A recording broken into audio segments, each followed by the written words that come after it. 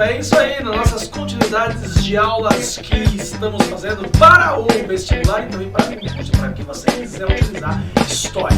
Vestibulão é História! Vamos nessa, a gente vai seguir então com as nossas aulas. Essa aqui é a continuidade da História Geral. Já estamos falando da transição entre Idade Moderna e Idade Contemporânea. Falaremos sobre Revolução Industrial e também as ideias do século XIX. Roda a vinheta!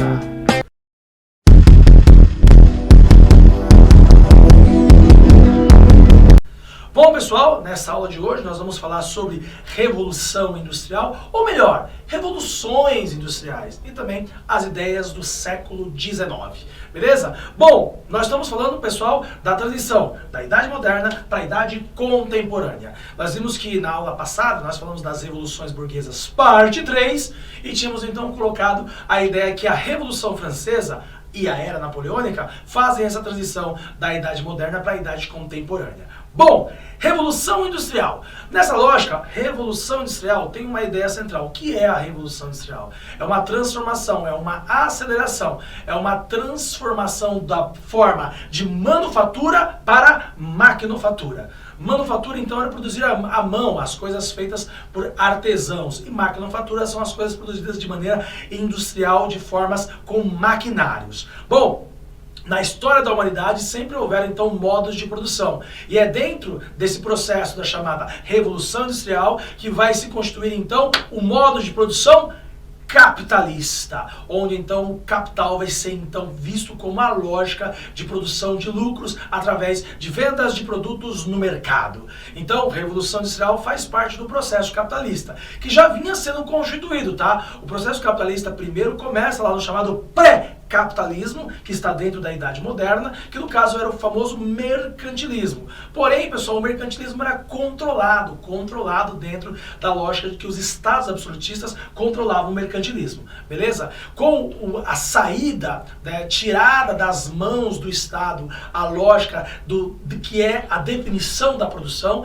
entramos então no modo de produção capitalista, já nessa transição da Idade Moderna para a Idade Contemporânea. Então, Revolução Industrial é muito importante para entender o processo das transformações do capitalismo. Vamos entrar então na formação do chamado capitalismo industrial. Beleza? Bom, vamos nessa. Então, entendido o que é Revolução Industrial, vamos pensar as revoluções industriais. Exatamente, porque existem movimentos diferentes. E aí a gente pode pontuar a primeira Revolução Industrial. A primeira Revolução Industrial, pessoal, existe uma data, um período, mais ou menos entre aqui o século XVIII e a primeira metade do século XIX. Alguns falam que a partir de 1763 a partir de 1767 é o início da chamada Primeira Revolução Industrial. Por quê? Porque houve a constituição de uma máquina a vapor, criada aí pelo James Watt, lá na Inglaterra, a chamada Jenny, a primeira máquina a vapor, que então era um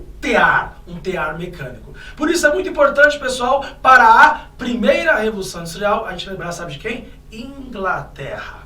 Nós temos a ideia de que a primeira Revolução Industrial é feita na Inglaterra. A Inglaterra, pessoal, tinha condições para esse processo? Sim, porque nós estamos falando de um mercantilismo inglês que tinha como lógica aí, né, o acúmulo de capital através da venda de produtos. É o chamado industrialismo inglês, que já vinha nas suas indústrias de tecelarias. Claro que era feito manualmente, porém, já numa lógica industrial, né? Isso você tem fatores anteriores a isso na Inglaterra, como, por exemplo, né, o cercamento das terras comunais, onde você já tinha a ideia de que o governo definia então territórios para produzir a matéria-prima da indústria da tecelaria inglesa, certo? Isso mesmo feito manualmente. Você também tem a ideia de que a Inglaterra teve um acúmulo de capital no seu mercantilismo, através de guerras, de tratados que ela foi feito e foi impondo aos seus parceiros e também aos países derrotados a sua produção. Então a Inglaterra fez tratados, por exemplo, com Portugal, chamado Tratado de Mitwin, Tratado de Panos e Vinhos de 1703. A Inglaterra então vendia produtos manufatureiros para Portugal e comprava os produtos agrícolas de Portugal, amarrando Portugal num tratado. Ao mesmo tempo também que a Inglaterra, por exemplo, pessoal, venceu a França na Guerra dos 7 Anos e depois impôs a França um tratado chamado Tratado chamado Ellen Raneval, onde ela também vendia para a França produtos industrializados e comprava produtos agrícolas da França. Então, pessoal, a Inglaterra, ela ia fazendo tratados de guerra e também tratados econômicos. Assim, então, foi criando uma espécie de clientela da Inglaterra em torno da sua produção têxtil, que é a grande produção que vai fazer a Revolução Industrial na Inglaterra. Além disso, pessoal, você também tem, com o cercamento das terras comunais, a ideia do exército de trabalhadores, ou seja, os trabalhadores rurais que perderam suas terras iam para as cidades atrás de emprego, e por isso, então, eles trabalhavam muito nas fábricas. E, obviamente, pessoal, que nós estamos falando que a Inglaterra é uma ilha, e por ser uma ilha, pessoal, havia vários portos propícios para, então, aí, né, as transferências de produtos. E outra coisa, a gente tinha condições, então, materiais na Inglaterra, como, por exemplo, lá na Inglaterra existia ferro.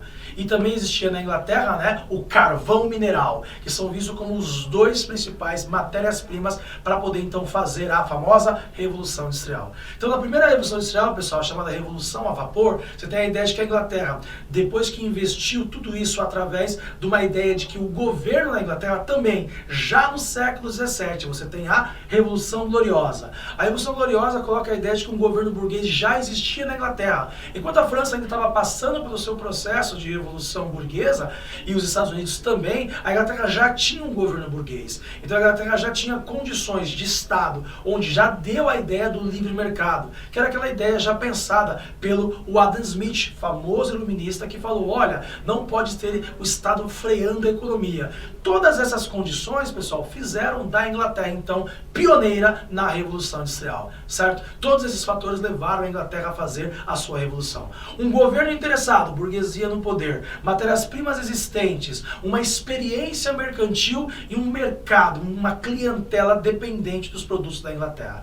Por isso, a demanda por produtos industriais, como, por exemplo, o pano, os tecidos da indústria têxtil, aumentaram muito. E a Inglaterra tinha que desenvolver uma produção mais rápida. Foi aí, então, que surgiu, então, a máquina a vapor na Inglaterra. Os teares mecânicos passaram a existir. Então, olha só, o carvão vai ser, então, o combustível inflamável que vai mover as máquinas. E o ferro vai ser, então, o material que vai resistir a essa combustão. E você vai ter, então, as máquinas a vapor. Primeira Revolução Industrial. Bom, é também na Inglaterra, através da Primeira Revolução Industrial, pessoal, que haverá uma revolução social. Ou seja, vai surgir, então, a classe detentora dessa produção, chamada de burguesia capitalista ou burguesia industrial, e também, obviamente, os trabalhadores das máquinas, chamados de operários, ou também de proletariados. Esses caras, então, pessoal, criou-se, então, uma divisão de classes. Então, com a Revolução Industrial, vem também uma revolução social. E nessa revolução social, você tem novas classes. A burguesia industrial e o proletariado, o trabalhador das fábricas. Também, junto na primeira Revolução Industrial, vem também a ideia de uma revolução tecnocientífica, porque você tem que investir muito também, não adianta só produzir, precisa também escoar essa produção. Na primeira Revolução Industrial, um dos símbolos da primeira Revolução Industrial é a chamada locomotiva, ou a famosa o trem a vapor. A locomotiva a vapor, ou chamada Maria Fumaça aqui no Brasil, ela é um símbolo de revolução, porque está falando de um transporte mais rápido. Ele está levando, então, né, o carvão vindo do interior da Inglaterra para cidades portuárias, onde você tinha, então, as produções industriais. Até mesmo a mudança da dinâmica onde está a disposição das fábricas. As fábricas ficavam mais nas regiões portuárias, até para escoar essa produção. Então, pessoal, uma grande revolução. A Revolução Industrial, pessoal, é visto como uma das maiores revoluções da história da humanidade. Então você tem aí a Revolução Industrial na forma de produzir, você tem a Revolução Social, porque cria-se novas classes, e você também tem uma Revolução Tecnocientífica dentro dessa Revolução Industrial. Desta forma, pessoal, desta maneira, então você entende que a Inglaterra foi pioneira nessa revolução. Então, se a Inglaterra começou tudo, é também na Inglaterra que acontecerá as primeiras lutas de classes, né? Nós vamos falar aqui dos chamados pensadores do século XIX. Então, né, o Karl Marx, que é o grande pensador do século XIX, das ideias do século XIX, que vai criar a teoria da luta de classes, ele então conseguiu ver que já acontecia luta de classes, por exemplo, na Inglaterra.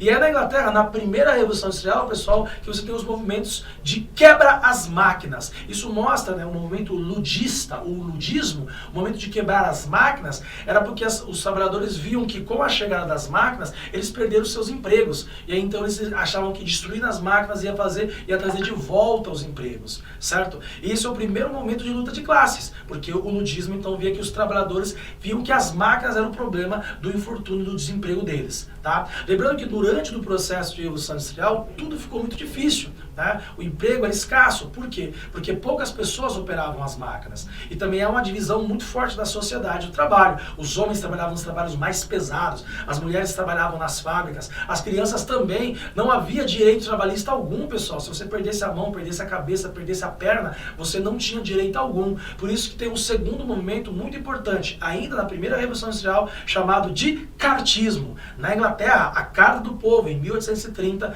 você tem a ideia então que, diferente do ludismo, o ludismo é um movimento mais radical de quebra às máquinas e que foi facilmente destruído esse movimento pelas forças de segurança. Agora, o cartismo mostra que os caras queriam fazer um movimento dentro do parlamento, colocar a Carta de Direitos do Povo dentro do parlamento. Então, através de ação política, a gente já tem a ideia de uma organização de trabalhadores. Então, se a Inglaterra é pioneira da Revolução Industrial, ela também que é pioneira das primeiras lutas por direitos trabalhistas da história. Então, lembra aí, tá? O ludismo, lá por volta de 1815, e o cartismo.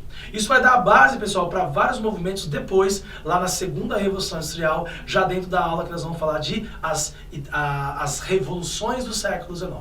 Bom, primeira Revolução Industrial, então, tem essa data, mais ou menos, segunda metade do século XVIII, certo? E a primeira metade do século XIX.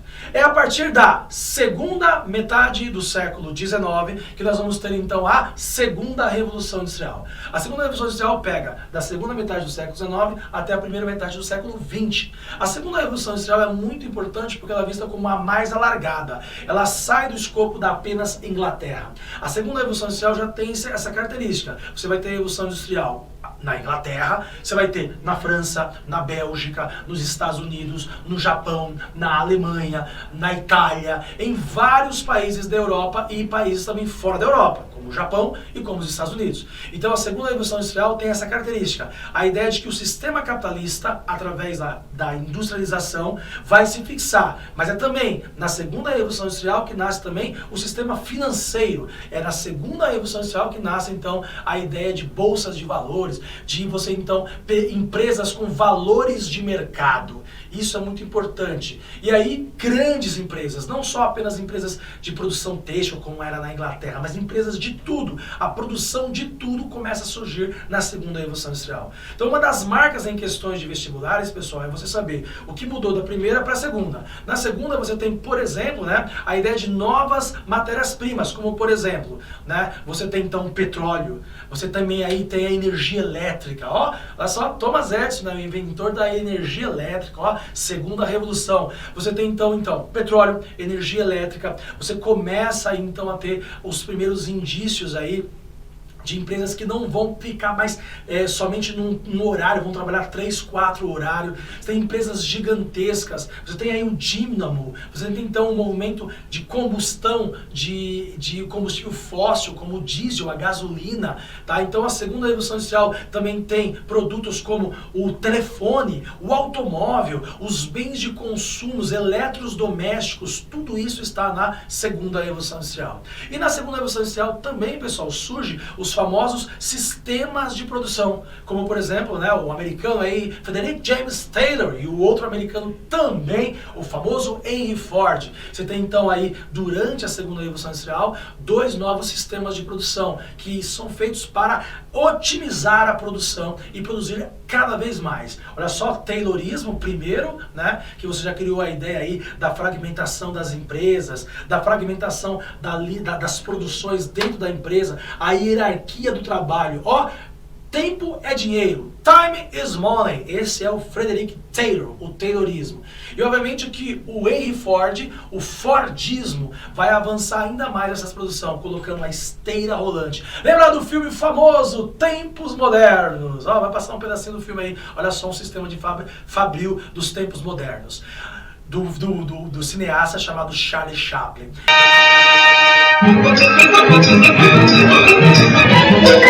Atención, capataz.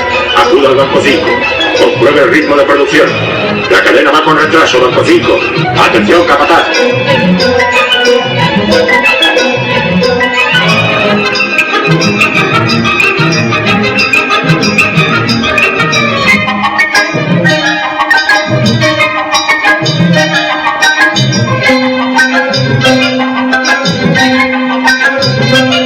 Esteira de produção, você tem a produção em massa, isso é o Fordismo.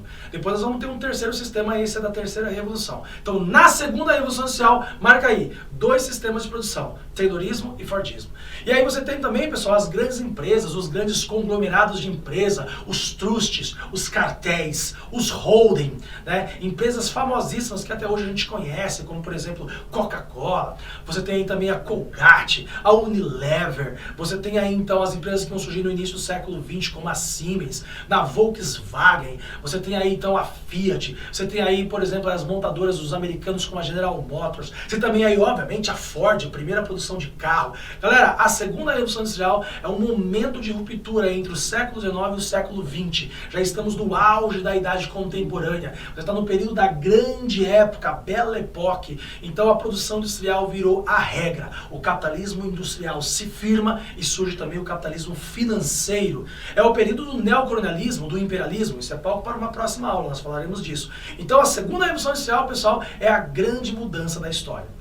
E aí, né, depois da Segunda Guerra Mundial, você tem a chamada Terceira Revolução Industrial, né? Você sabe que durante o período entre guerras, nós vamos ter essa aula, houve uma crise danada do capitalismo industrial e financeiro por causa justamente da maneira como os caras produziam. O Fordismo, então, criou um dos aspectos da superprodução. E aí a gente tem, então, na Terceira Revolução Industrial, depois Segunda Guerra Mundial, você tem um avanço ainda mais da Segunda. E aí você vai guardar isso para questões assim, o que tem de diferente da Terceira Revolução para a Segunda? A terceira está na segunda metade do século XX até os dias atuais.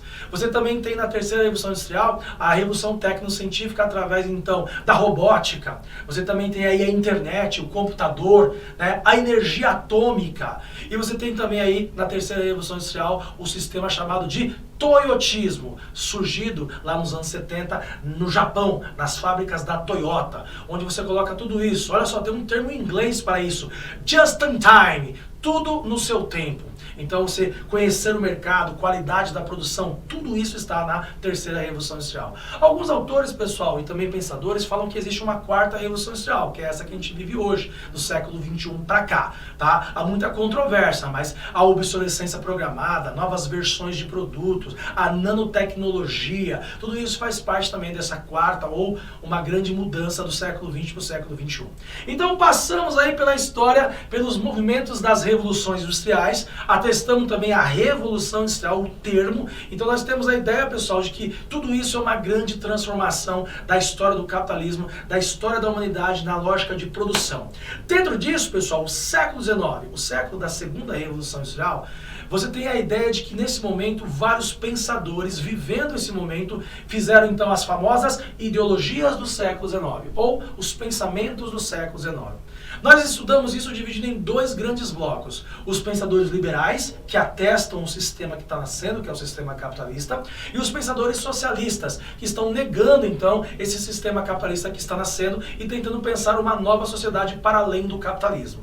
Desta forma então, pessoal, você vai guardar alguns nomes de pensadores liberais e alguns nomes de pensadores socialistas e os seus respectivos movimentos. Isso para poder então fazer determinadas questões de vestibular sobre o assunto. Assim sendo, pessoal, o bloco liberais é um pouco mais homogêneo. Todos eles beberam lá no pensamento, né, do liberalismo político do iluminista John Locke e também do liberalismo econômico do iluminista chamado Adam Smith. E todos esses caras pensaram a ideia da liberdade, liberdade política, liberdade econômica. Então eles pensam que o individualismo é a sua principal lógica. E isso é as bases do capitalismo e as bases da burguesia. A burguesia no poder, o burguês industrial, ele adora o liberalismo, ele adora essa ideia de que o Estado não controla e que as pessoas por si só vão ter as suas condições de viver ou não. Isso é a liberdade total. E as condições que a vida está sendo imposta é porque as pessoas não conseguem ter acesso ou ter acesso dependendo da sua qualidade ou da sua inteligência ou da sua maneira de abstrair as coisas. Então não é necessário ter Estado, não é necessário ter o Estado que queira então dar essas condições. As condições vão ser feitas por você mesmo. Isso é o liberalismo clássico, através do Adam Smith e através do John Locke. Mas aí, pessoal, no século XIX, alguns nomes importantes que você deve guardar, como por exemplo, o Thomas Malthus, como por exemplo, o David Ricardo, como por exemplo, aí você também tem o John Stuart Mill. Esses pensadores são vistos como, né, pensadores liberais do século XIX, que atestavam questões sobre aquele momento, como Malthus, que fala sobre a ideia de que é necessário controlar aí, né, o contingente de nascimento de pessoas, porque haverá competição por alimentos, isso é um problema dentro da sociedade. Tem também o David Ricardo, que fala que é necessário fazer um salário mínimo, mas que seja o mínimo dentro da ideia daquilo que é a competição por emprego. E aí então, se as pessoas não aceitam o salário é porque elas não querem trabalhar. E você também tem aí o John Stuart Mill, que fala sobre o pensamento do utilitarismo, a utilidade que as coisas têm, e naturalmente as pessoas compram coisas, vão atrás de coisas por necessitar de coisas, e isso é a mola do capitalismo. Esses caras que eu falei então são os pensadores liberais. Do outro lado, do outro bloco, você vai ter os pensadores socialistas. Porém, você precisa dividir o socialismo em dois movimentos. No início do século XIX, você tem então o socialismo utópico. E na segunda metade do século XIX, o socialismo científico. O socialismo utópico tal, é pensado por alguns nomes importantes, alguns até industriais, como Robert Owen, né? Você tem o Saint-Simon na França, o Charles Fourier também na França. Esses caras são chamados de socialismo utópico porque eles pensavam numa cooperação das classes e nessa cooperação, então, uma sociedade que as pessoas pudessem fazer ajudas mútuas. É interessantíssimo isso, né? Até isso eu trouxe uma ideia de que os industriais passaram a ver também as necessidades dos trabalhadores. Mas isso, segundo os socialistas científicos, é utópico. Por que utópico? Porque você nunca vai ter uma aliança entre as classes, né? Saint-Simon, Charles Fourier, Robert Owen são chamados de cooperativistas, a cooperação entre as classes, tá? É muito importante lembrar a ideia de que, né, as cooperativas de trabalho feitas por Robert Owen... o Robert Owen, pessoal, ele é um dos primeiros a falar sobre a ideia da redução da jornada de trabalho. E nas suas fábricas lá na Inglaterra, ele não trabalhava mais do que 8 horas. Saint-Simon, pessoal, fala sobre a ideia da responsabilidade social que os industriais têm que ter com os seus trabalhadores. E o Charles Fourier, famoso aí pelos chamados falancérios, as cooperativas de trabalho onde os próprios trabalhadores poderiam ter a repartição do seu próprio lucro. Isso então surge no início do século XIX, para a segunda metade do século XIX, é chamado de socialismo utópico. Já o socialismo científico, pessoal, ele tem aí também uma divisão interna. Então você divide o socialismo científico em os chamados marxistas e os chamados anarquistas. Ambos têm uma mesma ideia. O socialismo científico tem uma ideia central, é promover uma teoria na qual então todo mundo, através da revolução proletariada, ia chegar numa sociedade chamada de comunismo. Então, através do socialismo, se chegaria no comunismo. Socialismo, então, é a prática dos meios sociais. E como isso seria feito, que é a diferença entre os chamados anarquistas e os chamados marxistas. Para os marxistas, pessoal, ambos, anarquistas e marxistas, eles são socialistas científicos. Eles acreditam na luta de classes, que não há cooperação de classes, como os cooperativistas achavam. No caso, os socialistas utópicos achavam que tinha que ter cooperação. Já os científicos sem cooperação, luta de classes. E através da luta de classes, chegaria então numa sociedade idealizada chamada comunismo. A questão é a diferença de como chegar. Para os marxistas, você chegava com uma etapa Estado. Primeiro tinha que ter a guerra entre as classes, classes, os proletariados então tomariam o poder, e ao tomar o poder então, eles praticariam a ditadura do proletariado através de um Estado. E o Estado socialista produziria as benesses para todo mundo chegar no comunismo. Então precisa da etapa socialismo de Estado, segundo os marxistas, que estão idealizados por dois pensadores muito importantes, Karl Marx e Friedrich Engels, certo? Já os anarquistas, pessoal, eles acreditam que é possível chegar no comunismo sem a etapa Estado, seja o Estado capitalista, seja o Estado socialista. Assim, então, através das próprias ações dos trabalhadores, como, por exemplo, sindicatos, cooperativas, através das greves, das lutas e das organizações dos próprios trabalhadores, os anarquistas, então, acreditavam que era possível chegar no comunismo. Desta maneira, então, sem a etapa Estado, chegava-se no comunismo. Por isso que anarquistas e marxistas têm essa divergência. Um dos mais importantes anarquistas que nós temos nesse período é justamente Mikhail Bakunin e também Joseph Proudhon. Esses caras divergiam com Marx em várias coisas. Em uma outra aula nós poderemos falar melhor sobre as ideologias, né, do socialismo, do capitalismo, do liberalismo com mais afinco numa aula especial. Mas aqui então, pessoal, eu coloquei dentro da Revolução Industrial, especificamente na segunda Revolução Industrial, lá no século XIX, as principais ideologias do século XIX. Também no século XIX, além do socialismo e do liberalismo, também tem a teoria social da igreja, né? A chamada teoria social da igreja, onde a igreja sabe que tem que cuidar dos pobres, né? Que era uma coisa essencial para o pensamento cristão. E também temos o pensamento do positivismo, que surge aí com Auguste Comte, a ideia então de uma sociedade do progresso, do pensamento através do progresso. Isso é o chamado positivismo, também conservador um pouco, tá? E o nacionalismo, pessoal, nacionalismo também é um dos pensamentos principais do século XIX, o nacionalismo, tá? A minha nação, a minha pátria, o meu país. Isso, por exemplo, unificou a Alemanha, isso unificou a Itália. Então, século XIX é o palco do pensamento e das ideologias do século XIX. Liberalismo, socialismo, nacionalismo, positivismo, uma série de ismos para você brincar e no seu vestibular, no Enem ou em qualquer prova que tenha história, pode questionar. Aula completa então, né? Revolução Industrial e as ideologias do século XIX. Se você gostou desse vídeo, clica, compartilha, ativa o sininho para receber notificações. Até mais! Tchau, tchau, galera. Um abraço!